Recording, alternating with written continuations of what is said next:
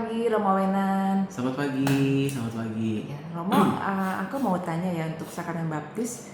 Apa arti sakramen baptis bagi Romo sebagai Romo Wenan? Jadi pertama-tama sakramen baptis menurut saya kalau dari teorinya dulu ya.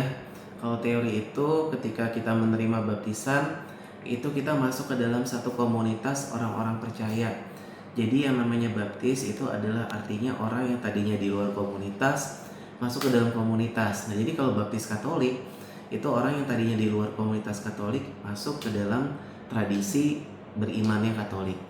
Nah, tapi nggak hanya itu aja, yang namanya baptisan itu dalam nama Bapa, Putra, dan Roh Kudus itu juga punya makna penghapusan dosa. Oleh karena itu, pada zaman pembaptisan para rasul itu yang kebanyakan kan baptis dewasa ya, bukan baptis bayi. Nah, baptis dewasa itu juga termasuk baptis penghapusan dosa. Jadi dosanya dalam arti tertentu dinolkan lagi, dan itu yang membuat orang masuk ke dalam keselamatan. Oleh karena itu sakramen baptis itu juga disebut salah satu dari sakramen inisiasi, pintu masuk untuk menerima sakramen-sakramen yang lain.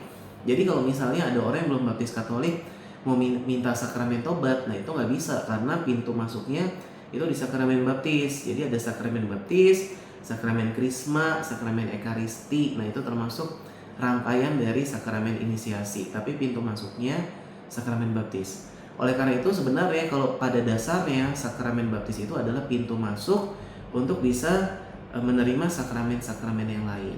Kenapa? Karena dengan baptis kita masuk ke dalam komunitas gerejawi. Tetapi itu dari sudut pandang komunitas. Tapi kalau dari sudut pandang keselamatan jiwa, sakramen baptis itu tadi seperti saya udah bilang, itu merupakan bentuk dari penghapusan dosa. Kita diangkat sebagai anak-anak Allah, masuk ke dalam proses, ya saya bilang proses belajar menjadi murid Kristus, belajar untuk punya karakter sebagai warga kerajaan Allah. Kenapa? Karena nggak semua orang dibaptis itu langsung otomatis bisa mengenal Kristus secara mendalam.